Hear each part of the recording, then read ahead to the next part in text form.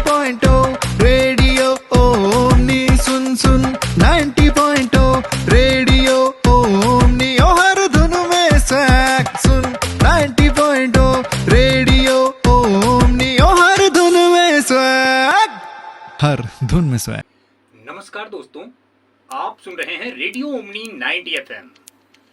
Show चल रहा है एक मुलाकात।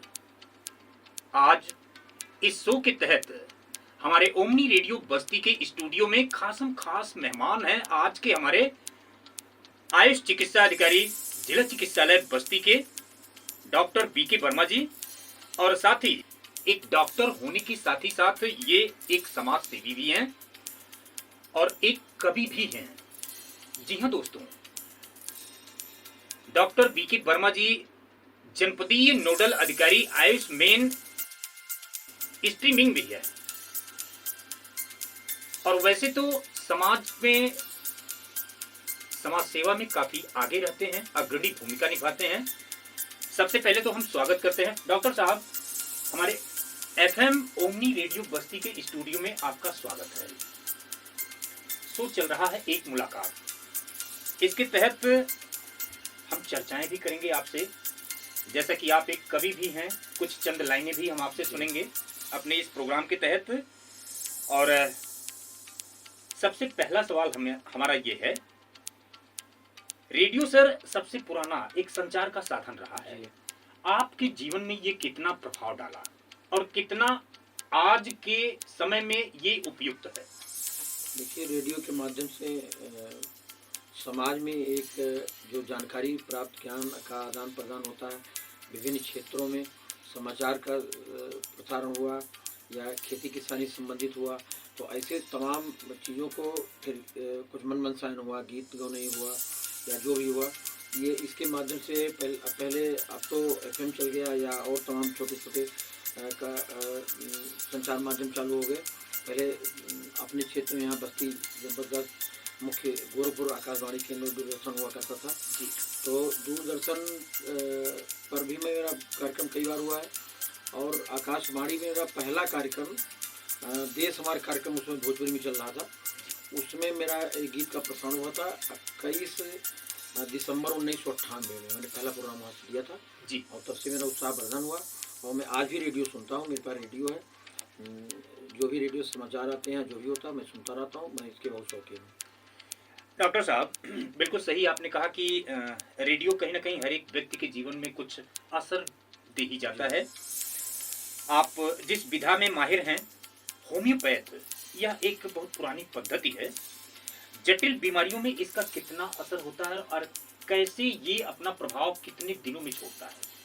देखिए, होम्योपैथिक चिकित्सा पद्धति ऐसी पद्धति है जो बिना किसी साइड इफेक्ट के, बिना किसी नुकसान के और सस्ती, मतलब हर जगह उपलब्ध होने वाली, और दूसरी पैथी की जो दवाएं होती हैं वो जैसे फ्रिज में रखना हुआ या और उसके लिए कुछ सुरक्षात्मक, इसके लिए अगर शांत शुद्ध वातावरण है तो कोई नुकसान नहीं है, चाहे पहाड़ पर हो, चाहे मतलब जिस भी क्षेत्र में, रेगिस्तान में हो, कहीं भी सुरक्षित रखा जा सकता है, और हर जगह उपयोगी है, सस्ता है, सरल है। और होम्योपैथी में एक काबिलियत है कि ये जड़ से रोग को ख़त्म करती है, दबाती नहीं, परेशान नहीं करती है जी। बाकी पैथियाँ दबाती हैं। ये ईमानदारी से अगर चिकित्सक अच्छे चिकित्सक के पास जाए तो कोई भी रोग होगा तो उसको जड़ से खत्म करते हैं जी। सर, थोड़ा सा हम पीछे चलना चाहेंगे। कोरोना काल में बहुत ही लोग जोखिम लेकर के अपनी सेवाएं दिए हैं, कुछ उसका एक अनुभव हमारे सारे सुनने वाले श्रोताओं को आप साझा करें। कैसा रहा ये दौर? अभी भी उसकी दहशत है? देखिए, कोरोना काल जब शुरू हुआ तो जब पहला उसका लहर आई तो पहली लहर में डर ज़्यादा था जी, मौत दर कम थी जी। लेकिन दूसरी लहर जब आई तो उसमें डर कम था, मौत ज़्यादा जी। मैं अपना बहुत जिला अस्पताल में मैं आइसोलेशन में ड्यूटी किया, एक रात में ड्यूटी में 10 लोग 12 लोग की मौत हो जाती थी। मतलब उसमें हृदय विदारक बताते हैं कि उसमें कुछ कहा नहीं जा सकता कि हम लोग कैसे कैसे ड्यूटी किए। 3 महीनों में घर पे पत्तल में खाना खाया हूँ, घर नहीं जाने दिया गया। सरकार का आदेश था कि कोई भी स्वास्थ्य कर्मचारी घर पे नहीं जाएगा जो ड्यूटी करेगा। तो उस समय की स्थिति क्या है, वो भयावह, वो भी अभी आज जब दिन याद करते हैं तो शेयर उठता है सही। लेकिन यह कि एक तरफ ये था, हिम्मत था कि क्षेत्र की जनता को स्वास्थ्य देना है और हम लोग नहीं देंगे तो कौन देगा। जी। इसके लिए मौत से लड़कर भी हम लोग जूझ करके भी लोगों की जान बचाते थे। डॉक्टर साहब, जनपद या प्रदेश में बहुत सारे सरकार की योजनाएं भी लोगों के कल्याणकारी चलती हैं। एक है, हम ज़्यादा जिक्र नहीं करेंगे, आयुष्मान भारत कार्ड। जी। इससे कितना गरीबों को लाभ मिल रहा है और कितना बेहतर लाभ इससे सरकार दे रही है?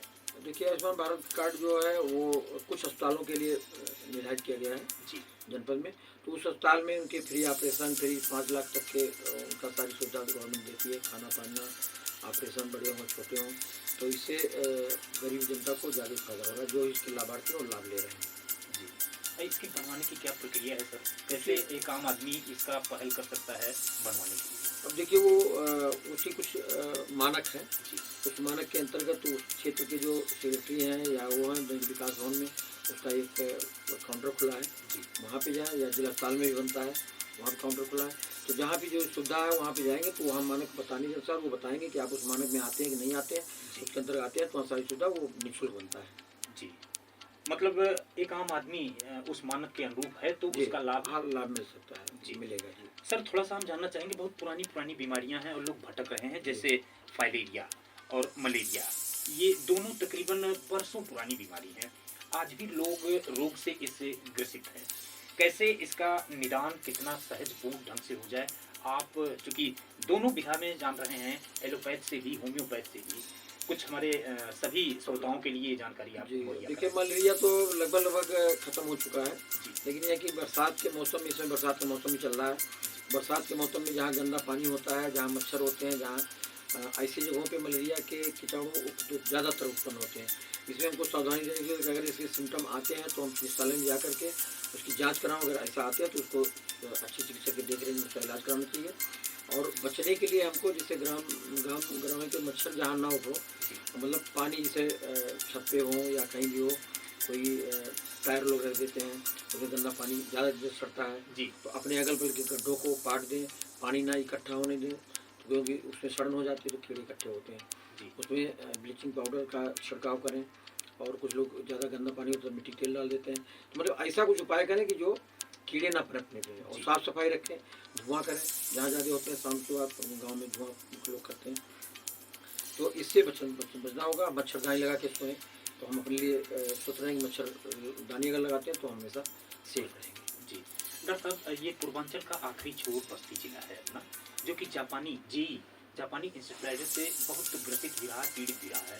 अब इसका क्या, अब तो केसेस कम सुनने को मिलते हैं, कैसे इसकी रोकथाम और भी बेहतर ढंग से की जाए? देखिए, जापानी इंसेफ्लाइटिस पूर्वांचल का सबसे ज़्यादा खतरनाक बीमारी से माना जाता है। जी। और सबसे ज़्यादा ये बच्चों को ग्रसित ज़्यादा करता है हमारे पूर्वांचल में। लेकिन इधर इस साल कोरोना के बाद से हमको लगता है कि कुछ कम हो गया है। जी। इसके इसके पहले हर साल काफ़ी मौत दर इसकी काफ़ी थी। और पूर्वांचल में अपना गोरखपुर BRD मेडिकल कॉलेज में सारी सुविधा उपलब्ध है। वैसे अब जिला अस्पताल CSC PSC के स्तर तक इसकी सुविधा सब उपलब्ध करा दिया गया है। तो इसको अगर इससे सिम्टम मिलते हैं, बुखार है, उल्टी है, मिचली है, तो तुरंत सरकारी या नज़दीक के अस्पताल में ले जाकर दिखावें। उसका जांच होगा, जांच के बाद अगर ऐसा होता है तो सरकार उसको उपलब्ध कराती है। और मैं होम्योपैथ चिकित्सक के नाते बताना चाहता हूँ कि होम्योपैथिक में कलगेरिया कार्ब, जी, बैसिलम, ट्यूबरकुलिनम, बेलाडोना ऐसी मेडिसिन है जो इसको पहले ही खिला दिया जाए तो जो बच्चे खाए रहेंगे उनको होने का चांस बहुत खत्म हो जाता है। और मैंने इसको जब बहुत ज़्यादा बढ़ रहा था उस समय काफ़ी कम से कम 20 गाँव बढ़वाया, उस गाँव में नहीं हुआ। और फाइलेरिया की बात आपने बताया, तो फाइलेरिया की दवा भी होम्योपैथिक में बहुत अच्छी है, जो जड़ से खत्म कर सकती है। जी। अगर बहुत पुराना नहीं है, और जब पुराना भी है तभी वो बढ़ने नहीं देगी। मतलब फाइलेरिया पे अंकुश लग सकता है। हाँ, फाइलेरिया पे अंकुश लग जाएगा, मलेरिया पे लग जाएगा।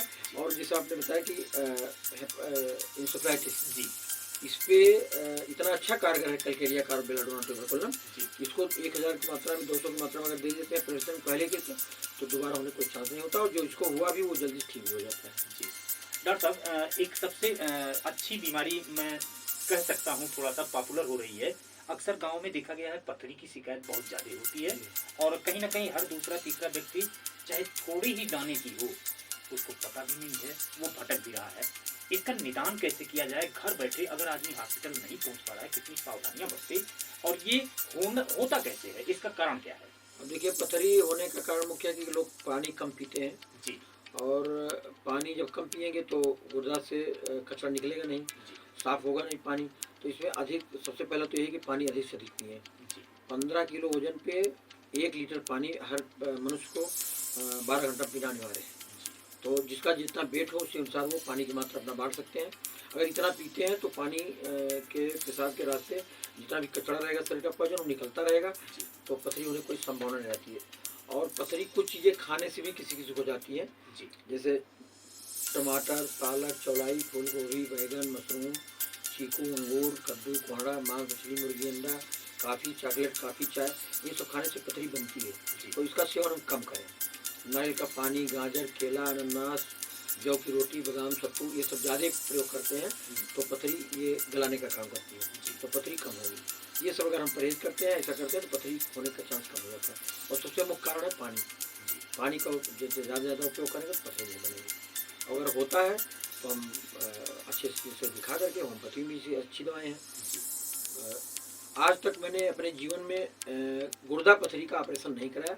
34 साल के प्रैक्टिस में 3 या 4 लोग कराया होगा, नहीं तो सबका अपने आप निकल गया है, दवा से निकल गया है। 18 में उनकी पथरी मैं दवा से गला दिया।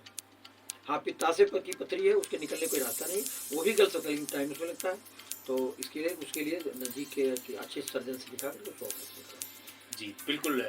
श्रोताओं, आप सुन रहे हैं एक मुलाकात शो के तहत। आज हमारे साथ हमारे स्टूडियो में खास मेहमान हैं आयुष चिकित्सा अधिकारी जिला चिकित्सालय बस्ती से डॉक्टर बीके वर्मा जी।